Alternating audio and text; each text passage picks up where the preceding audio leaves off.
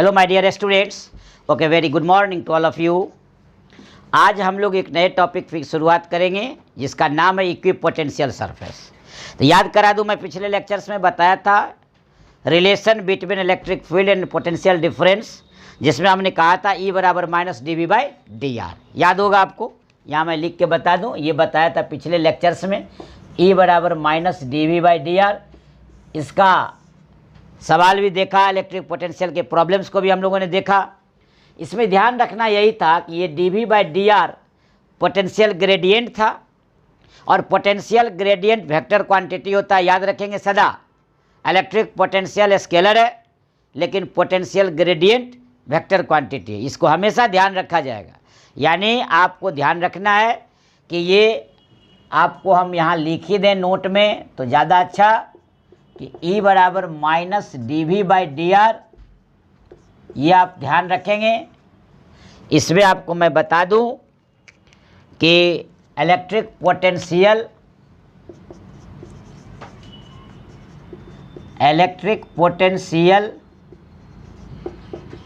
Is a scalar quantity where potential gradient, जिसको यहाँ D V by D R बोलते हैं, इज ए वेक्टर क्वांटिटी।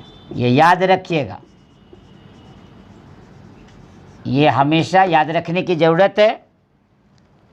अब हम आपको बता रहे हैं इक्विपोटेंशियल सरफेस, जिसकी शुरुआत आज करेंगे। इक्विपोटेंशियल सरफेस, नाम सही क्लियर है। इक्विपोटेंशियल सरफेस का अर्थ इक्वी माने समान, पोटेंशियल का अर्थ तो पोटेंशियल पहले से जानते हैं, और सरफेस माने सतह।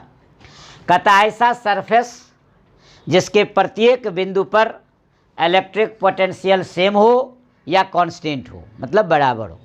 ऐसा सरफेस जिसके प्रत्येक बिंदु पर का इलेक्ट्रिक पोटेंशियल सेम हो, उसको हम लोग बोलते हैं equipotential surface.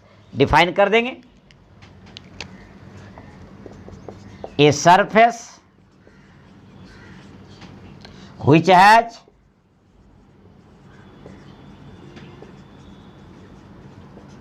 Same value at all points, a surface which has same value of electric potential at all points lying on it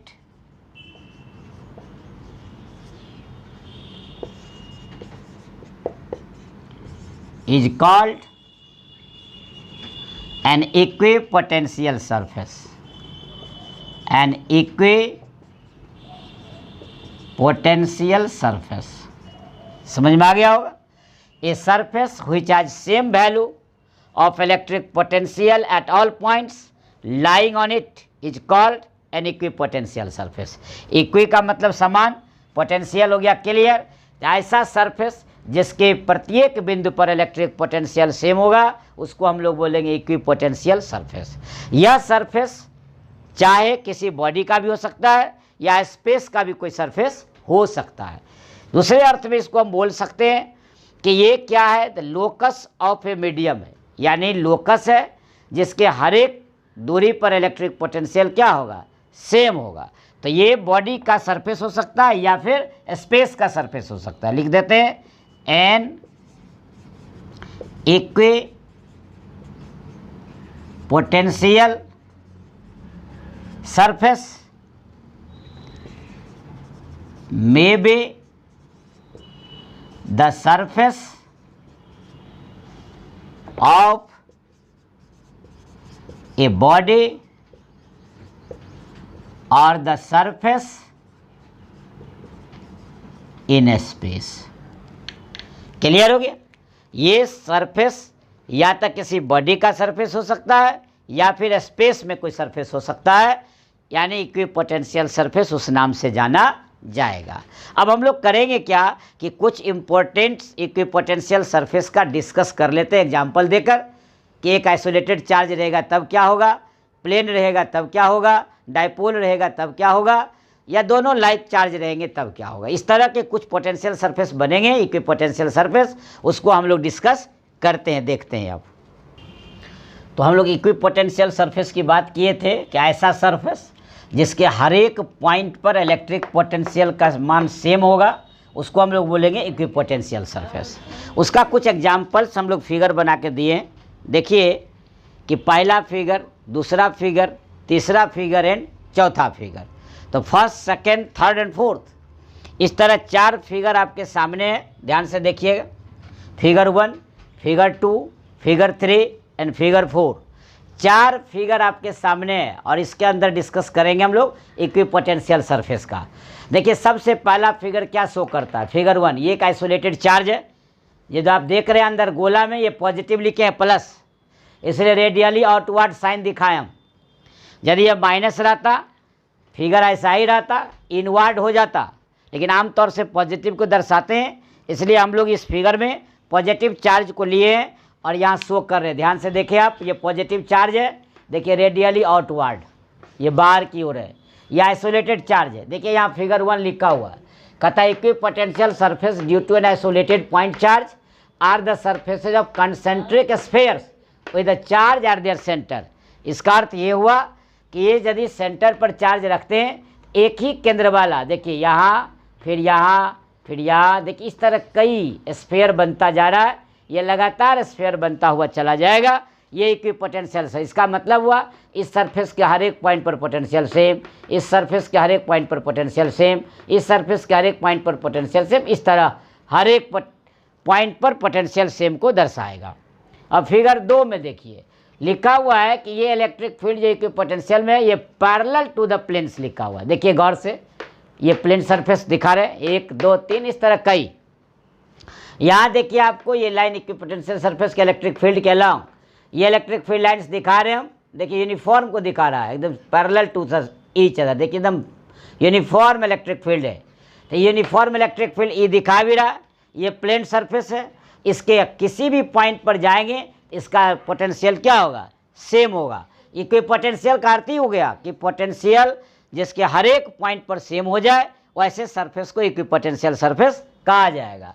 देखिए in a uniform electric field equipotential surface are parallel planes with their surfaces perpendicular to the field lines. हम दिखाएंगे कि E dot D L 0 होता है अभी तुरंत, तो पता चल जाएगा कि परपेंडिकुलर टू द फील्ड होगा, यानी कहने का मतलब जो है electric field perpendicular to the element. अभी हम लोग प्रॉपर्टीज में क्लियर कर देंगे। तो ये देख लीजिए, अभी ये क्लियर दिख रहा होगा, पैरेलल टू द प्लेन्स दिख रहा है। ये देखिए एक अपोजिट नेचर का चार्ज है फिगर 3 में, एक माइनस है एक प्लस है। इसका क्या मतलब कि डाइपोल है। यदि इक्वल मैग्नीट्यूड का दोनों चार्ज हो तो वैसी स्थिति में इसको इलेक्ट्रिक डाइपोल कहेंगे। तो देखिए एक माइनस एक प्लस है और हम इस चूँकि आइसोलेटेड चार्ज की तरह ही है, तो देखिए इसीलिए इसको कंसेंट्रिक दिखाने का प्रयास किए, लेकिन ये अपने अपने भाग में ये बढ़ता हुआ नजर आ रहा है, इसलिए देखिए ये माइनस और ये कौन चीज़ प्लस। देखिए यहाँ लिखा हुआ figure 3, due to an electric dipole this surfaces have complicated shapes. देखते हैं कॉम्प्लिकेटेड शेप्स है, जैसे जैसे हम लोग बढ़ रहे हैं छितरा रहा है, इसलिए इसको हम लोग बोलते हैं ड्यू टू इलेक्ट्रिक डाइपोल। यही सरफेस बन रहा है, यही आपका सरफेस बन रहा है, कोई निश्चित ज्यामितीय नहीं बन रहा है, बाद में जाकर के थोड़ा सा हल्का सा चेंज हो रहा है। यहाँ देखिए दोनों प्लस है, पॉजिटिव है, पहले से जानते हैं रिपल्सन है। तो देखिए इसीलिए इसका घेरा देखिए ऐसे जैसे तैसे दिखा रहे हैं, देख लीजिए आप, ये दोनों किनारे पर छितरा रहा, दोनों बीच में देखिए ये एक दूसरे के कॉन्ट्रैक्शन में आ रहा है। इसका ये मतलब देखिए प्लस, देखिए इधर भाग रहा है, देखिए इधर प्लस भाग रहा है, तो ये कहने का मतलब है दोनों पॉजिटिव चार्ज है। तो ऐसी स्थिति में equipotential surface due to system of 2 identical positive charge है, इस तरह से दर्शाएगा। मेरा ये कहने का मतलब है एग्जाम के दृष्टि से यदि कहता है डिफाइन इक्विपोटेंशियल सरफेस, तो परिभाषा लिख देंगे कि a surface having same electric potential at all points lying on it is called equipotential surface. और कोई एक फिगर आसान है, यही एगो फिगर बना दीजिएगा, इस सब फिगर बनाने की ज़रूरत नहीं है एग्जाम में, बोर्ड एग्जाम में, लेकिन नॉलेज के लिए सब फिगर को बता के समझा दिए, एक्सप्लेन कर दिए। तो ये था इक्विप। लेकिन एग्जाम में होता क्या है कि define equipotential surface and right it's main properties पूछ देता है। तो हमको तो मेन प्रॉपर्टीज जरूरी है जानना, उस पर सवाल भी बनेंगे और उसको लिखना भी पड़ेगा। तो अब हम लोग देखते हैं इसका मेन प्रॉपर्टीज क्या है। आते हैं main properties of equipotential surface, काफ़ी इंपॉर्टेंट है, स्टार लगा दिए हम। Main properties of equipotential surface, काफ़ी इंपॉर्टेंट टॉपिक है, इसलिए इस पर स्टार लग गया। क्या है इसका मेन प्रॉपर्टीज देखा जाए। कहता है no work is done, number 1, no work is done in moving the charge, no work is done in moving the charge in an equipotential surface। इसका अर्थ ये हुआ कि इक्विपोटेंशियल सरफेस में यदि आप चार्ज को मूव कराते हैं तो कोई वर्क डन नहीं होगा, दैट इज W बराबर 0। कैसे 0 होगा, इसको ध्यान में ले आते हैं। W equal to VA minus VB into Q, clear है, वर्क डन का फॉर्मूला है W बराबर VQ। तो यदि एक ही सरफेस पे मान लेते हैं कि कोई आप एक इस टाइप का बना लिए, कोई दिक्कत नहीं है, यहाँ आपका A और B है, ध्यान से देखिए, ये A पॉइंट है और ये B पॉइंट है। आप चार्ज को ढोते हैं तो इस पॉइंट पर भी पोटेंशियल भी है, इस पर भी पोटेंशियल भी ही होगा, क्योंकि इक्विपोटेंशियल सरफेस है। और इक्विपोटेंशियल सरफेस पर बोले हैं कि potential will be same at all points. इसका अर्थ ये हो गया कि here V at A, V at B।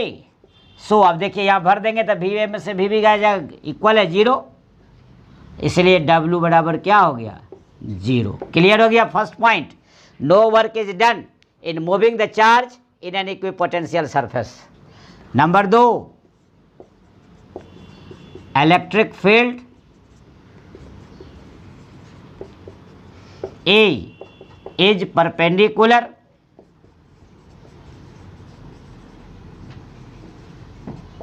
To element. Perpendicular का पढ़ाए थे हम वेक्टर एनालिसिस 11th में कि यदि dot product of two vectors 0 then they are perpendicular to each other. यदि डॉट प्रोडक्ट 0 तब परपेंडिकुलर, क्रॉस प्रोडक्ट 0 तो पैरेलल टू ईच अदर। ये सब ध्यान रखना है, बहुत पिछली बात सब है। Electric field is perpendicular to element and that is, देखिए हम क्लियर करते हैं कि आपको ई परपेंडिकुलर ऑन DL लाना है। ये आपको क्या होगा क्लियर, सो देख लिया जाए। वी नो दैट, आप जानते हैं W बराबर 0। W का formula F dot DL 0, F का क्या QA वेक्टर फॉर्म DL 0। इसका अर्थ क्लियर हो गया, E dot DL that is 0। अब dot product of two vector quantity is 0, it means they are perpendicular to each other. अब तक clear हो गया, that is A perpendicular on DL। Since यहाँ लिख देते हैं, since dot product of two vector is 0, then they are perpendicular to each other। अब आते हैं हम लोग प्रॉपर्टीज नंबर 3। प्रॉपर्टीज नंबर 3 में आते हैं, क्या कहते हैं हम लोग कि कोई टू पोटेंशियल जो इक्विपोटेंशियल सरफेस है वो इंटरसेक्ट नहीं करेगा। No any two equipotential surface intersect to each other. Clear हो गया? कोई भी दो इक्विपोटेंशियल सरफेस इंटरसेक्ट नहीं करेगा, ये काफ़ी इंपॉर्टेंट है, ध्यान रखेंगे। यह point is too much important. Note any two equipotential surface intersect to each other. क्यों? At the point of intersection there will be two direction of electric field at the same point, which is not possible, जो possible नहीं है, संभव नहीं है। इसलिए कि electric field vector quantity है और उसके लिए संभव नहीं है कि किसी एक पॉइंट पर दो डायरेक्शन को पोसेज किया जाए। लास्ट पॉइंट कर रहे 4, ध्यान से देखा जाए। कहता है कि इक्विपोटेंशियल सरफेस इंडिकेट करता है स्ट्रांग और वीक इलेक्ट्रिक फील्ड को। तो लिख देते हैं हम लोग, equipotential surface, equipotential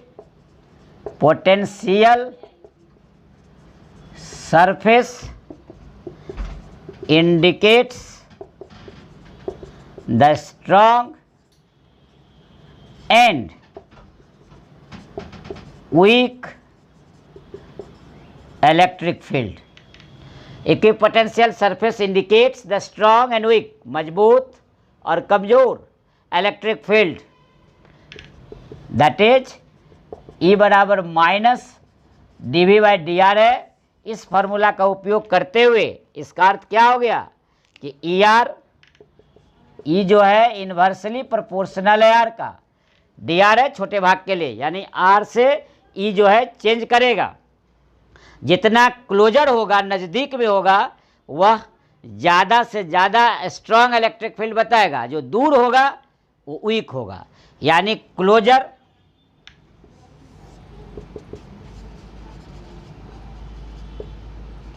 the surface,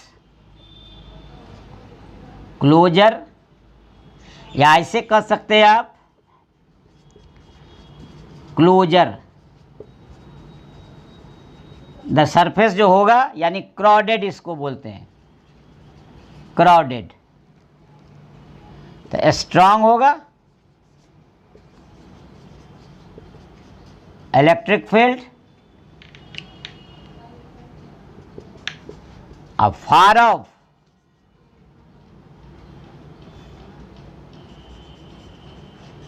तो weak electric field. Far of का मतलब दूरी ज़्यादा। देखिए, कम दूरी रहेगा तो इलेक्ट्रिक फील्ड ज़्यादा होगा, क्लोजर द सरफेस नज़दीक रहेगा यानी क्राउडेड होगा, यानी स्ट्रांग इलेक्ट्रिक फील्ड, और फार ऑफ दूर हो जाएंगे तो वीक इलेक्ट्रिक फील्ड बनेगा। या ध्यान रखेंगे WEAK, वीक इलेक्ट्रिक फील्ड। इस तरह देखिए कि इक्विपोटेंशियल सरफेस का मुख्य प्रॉपर्टीज आपके सामने आ गया। क्लियर हो गया?